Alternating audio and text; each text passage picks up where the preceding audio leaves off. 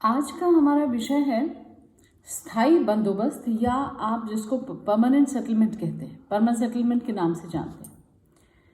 भू राजस्व एक ऐसी व्यवस्था थी जिस पर वॉरेन हेस्टिंग्स के गवर्नर बनने के बाद से ही प्रयोग हो रहे थे और तमाम सरकार का, ब्रिटिश सरकार का प्रशासनिक अमला, उसके प्रशासनिक अधिकारी, उसका बहुत सारा समय इस भू राजस्व से कैसे ज़्यादा से ज़्यादा आमदनी की जाए इस पर केंद्रित था।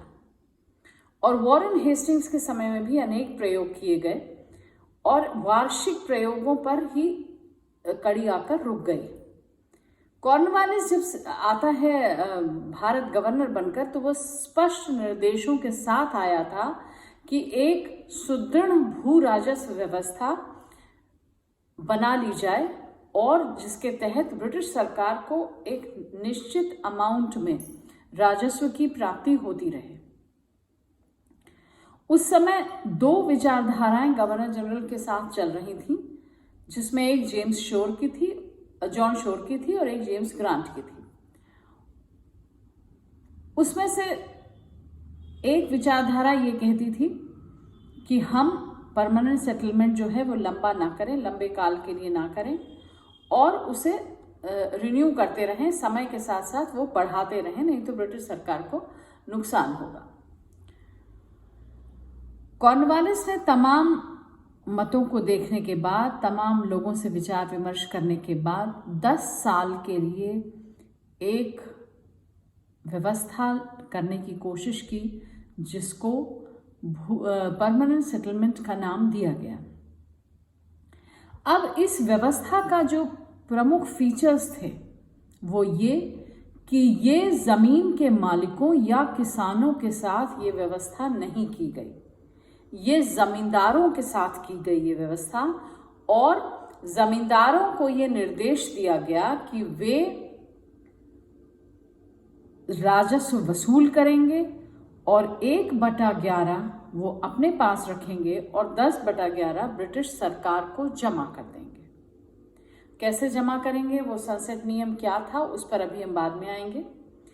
तो 10 साल के लिए ये व्यवस्था की गई और इसमें जो हाईएस्ट बिडर था उसको ये दिया गया और जमींदारों को ही समूचे अधिकार दे दिए गए कि वो किस प्रकार से अपने क्षेत्र का राजस्व वसूल करेंगे, वो उनका इशू है। और सरकार ने जो 1765 की राजस्व दर थी उसका दुगना, जस्ट डबल करके एक फिक्स्ड राजस्व दर निश्चित कर दी कि जिसका जमींदार उनको भुगतान करेंगे। अब इस व्यवस्था से लाभ क्या हुए? इस व्यवस्था से लाभ ये हुए कि ब्रिटिश सरकार को भू राजस्व के फ्रंट पर एक वित्तीय निश्चिंतता हो गई कि सूखा पड़े, अकाल पड़े, कुछ भी पड़े, उसको इतनी निश्चित आमदनी भू राजस्व के रूप में होनी ही है। साथ ही उसका जो ट्रेन्ड ऑफिशियल्स जो उसके हिंदुस्तान में थे, जो प्रशासनिक अधिकारी जो ट्रेन्ड थे, जो प्रोफेशनल थे, उनकी संख्या अब कम थी, वो हिंदुस्तान में उतने नहीं थे। तो सारा का सारा अमला इसके पहले के कालों में हर साल सर्वे करे, हर साल भू राजस्व की मानक तय करे, भू राजस्व के रेट्स रेगुलेट करे, इसमें लगा रहता था। अब एक बार 10 साल की ये व्यवस्था हो जाने के बाद उनके ऑफिसर्स फ्री थे, अब वो अपनी एनर्जी, अपना समय दूसरे प्रशासनिक कार्यों में डाल सकते थे। तो ब्रिटिश सरकार के एंगल से या ब्रिटिश सरकार के दृष्टिकोण से देखा जाए तो ये व्यवस्था बहुत सूटेबल थी उनके लिए। इसके साथ ही जो सबसे बड़ा फायदा, जो लॉन्ग टर्म फायदा था, जो तात्कालिक था, जो उस समय नहीं आभासित हो रहा था, बाद में उन्हें आज़ादी के आंदोलन तक में इसके लाभ पता चले, वो थे एक लॉयल जमींदार वर्ग का उदय, जिसके हित अंग्रेजों के हित के साथ या ब्रिटिश सरकार के हित के साथ जुड़ गए। तो स्वाभाविक रूप से वो उनका लॉयल बन गया और उसने किसी भी कालखंड में जब भी ब्रिटिश सरकार के खिलाफ आवाज उठी तो उसने ब्रिटिश सरकार का साथ दिया। इसके अलावा अब जमींदार को ही सारे प्रशासनिक या व्यवहारिक व्यवस्थाएं करनी थी, उससे भी अंग्रेज अधिकारी मुक्त हो गए। अब यहाँ पर जो एक प्रमुख दोष था वो ये कि जमीन का जो वास्तविक अधिकारी था, भूस्वामी था, वो था किसान, और इस व्यवस्था के सीन में वो कहीं भी नहीं था। ये व्यवस्था जमींदारों के साथ की गई थी और जमींदार एक पट्टा लिखेगा जिसमें वो भूमि उस किसान को काम करने के लिए, खेती करने के लिए देगा। तो इस तरीके से अगर टेक्निकली देखा जाए तो वो किसान अपनी ही जमीन पर किराएदार हो गया और उसको एक पट्टे पर लिखित शर्तों के मुताबिक जमींदार को भुगतान करना है। यद्यपि परमानेंट सेटलमेंट में ये व्यवस्था भी थी कि यदि जमींदार पट्टा नहीं देता है किसान को लिखित, या पट्टे में लिखित बातों का पालन नहीं करता है, तो किसान उसके विरुद्ध अदालत का दरवाजा खटखटा सकता है।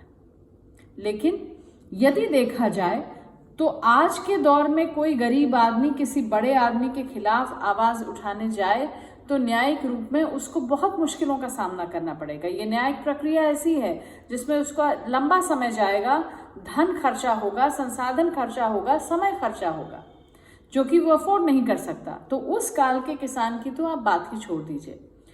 अब ज्यादातर किसान ये करते थे कि भूमि का पट्टा जिसपे सारा एक अनुबंध टाइप से होता था कि किसान को कितना देना है, क्या क्या करना होगा, उस अनुबंध को पट्टे पर लिख के जमींदारों को देना ऐसा माना गया था, ऐसी व्यवस्था बनाई गई थी। किंतु ज्यादातर जमींदार इस तरह का पट्टा प्रदान नहीं करते थे और अगर कर भी दिया तो अनुबंध की शर्तों का पालन नहीं करते थे। अब इसका लाभ इस व्यवस्था का एक ये था, पहले की जो व्यवस्था थी जिसमें वार्षिक बिडर को ये राजस्व वसूलने का अधिकार दिया जाता था, उसमें जिसने साल भर के लिए ये राजस्व वसूलने का ऑक्शन लिया, उसने सबसे ज्यादा बोली लगाई, उसको वो ऑक्शन मिल गया। अब चूंकि उसको ये नहीं पता कि अगले साल भी ये ऑक्शन उसे मिलेगा या नहीं मिलेगा, तो इसलिए उसकी जमीन के साथ कोई बॉन्डिंग नहीं होती थी, उसके साथ कोई इंसेंटिव नहीं था कि वो उसको और बढ़ाए। उसको एक निश्चित रकम सरकार को, ब्रिटिश सरकार को दे देनी है, दैट्स इट।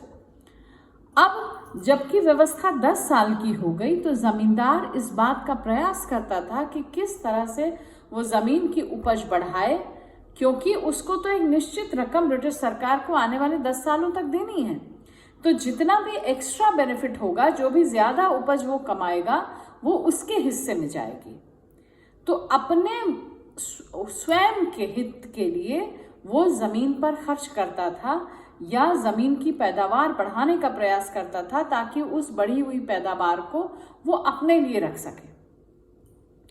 अब इसके लिए वो किसान पर चाहे जितनी यातना करे, चाहे किसान की जितने एट्रोसिटीज करे, उससे राजस्व, कई बार ऐसा होता था कि सूखा पड़ गया, अकाल पड़ गया।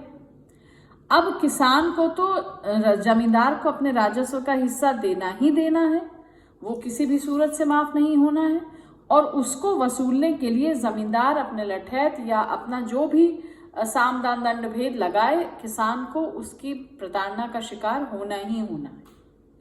तो जमींदार को हर हाल से लाभ था इस व्यवस्था के अंतर्गत, और किसान अपनी ही जमीन पर टेनेंट हो गया, किराएदार हो गया। और कई बार ऐसा देखा गया कि अकाल या सूखे की स्थिति में ब्रिटिश सरकार ने ये भू राजस्व माफ कर दिया। अब ऐसी अवस्था में भी वो लाभ जमींदार को ही प्राप्त हो रहा है, क्योंकि जमींदार तो किसान जो कि उसका टेनेंट है उससे राजस्व वसूल कर ही रहा है। यह अलग बात है कि माफी की दशा में वो ब्रिटिश सरकार को उसका भुगतान नहीं कर रहा, तो सारा पोर्शन उसी का है। इसके अतिरिक्त एक और घटना, डेवलपमेंट इसमें देखा गया एब्सेंटी लैंडलॉर्डिज्म का।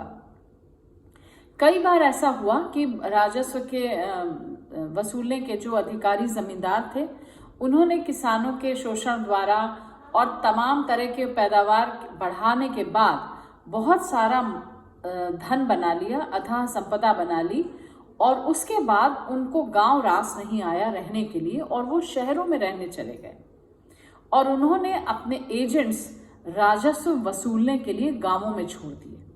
अब ये जो एब्सेंटी लैंडलॉर्डिज्म की प्रक्रिया थी, ये किसान या रैयत के ऊपर बहुत हानिकारक थी, क्योंकि वो जो एजेंट था उसको न जमीन से कोई मोह था, न किसान से कोई मोह था, ना ही उसे अपनी प्रतिष्ठा का खौफ था। और जमींदार जो राजस्व वसूल कर रहा है वो शहर में है, वो असेसिबल भी नहीं है कि किसान उससे अपनी व्यथा कथा कुछ कह सके या उसके लिए अपने लिए कोई उससे राहत मांग सके। तो हर दशा में किसान अपना राजस्व की दर जमींदार को उस एजेंट के माध्यम से पहुंचाएगा। अगर कोई आपदा आ जाती है, उसके परिवार में कोई संकट आ जाता है या कोई प्राकृतिक आपदा आ जाती है, तो भी वो किसान जमींदार से अपने लिए कोई राहत की मांग कर ही नहीं सकता है, क्योंकि जमींदार असेसिबल नहीं है और उसका एजेंट ही, जमींदार का जो एजेंट है वही किसान से हर प्रकार की वसूली करने के लिए स्वतंत्र है।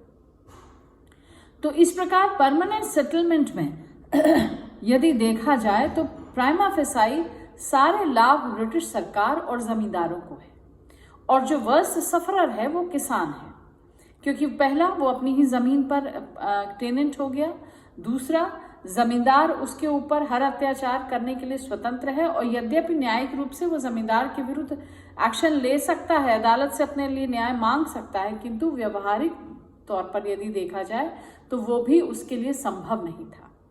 तो परमानेंट सेटलमेंट में जहां ब्रिटिश अधिकारियों, ब्रिटिश सरकार और जमींदारों के हित का भरपाई हुई, उनके हित पल्लवित हुए, वहीं किसान जो वास्तविक जमीन का स्वामी था उसका हित मारा गया। ये परमानेंट सेटलमेंट का एक बहुत बड़ा दोष था, क्योंकि ये व्यवस्था में दो ही सेगमेंट्स हैं, जमींदार और ब्रिटिश सरकार, रैयत या किसान बीच में कहीं है ही नहीं।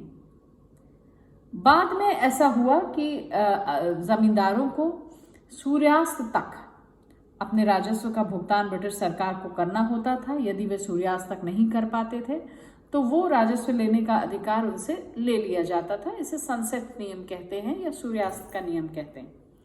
लेकिन इस ब्रिटिश परमानेंट सेटलमेंट से ब्रिटिश सरकार को जहां एक तरफ भू राजस्व के मामले में निश्चिंतता मिली, घोर वित्तीय सहायता फिक्स्ड मिलती रही, साथ ही जमींदार वर्ग का एक ऐसा साथ मिला जिन्होंने उनका पूरे आज़ादी आंदोलन में, चाहे वो गांधी का युग हो, चाहे वो 1857 का विद्रोह हो, पूरे में जमींदार वर्ग उनके प्रति लॉयल रहा। और यही परमानेंट सेटलमेंट का एक अप्रत्यक्ष अंग्रेजों के दृष्टिकोण से उपलब्धि थी। तो परमानेंट सेटलमेंट जहाँ तक मुझे लगता है, इसके गुण और दोष दोनों ही, जो भी गुण थे वो ब्रिटिश सरकार के लिए थे और जितने भी दोष थे वो भारतीय किसान या रैयत के लिए थे हानिकारक। और इसलिए परमानेंट सेटलमेंट को रैयत के हिसाब से उपयुक्त नहीं कहा जा सकता। आगे हम लोग दूसरे विषयों पर चर्चा करेंगे। धन्यवाद।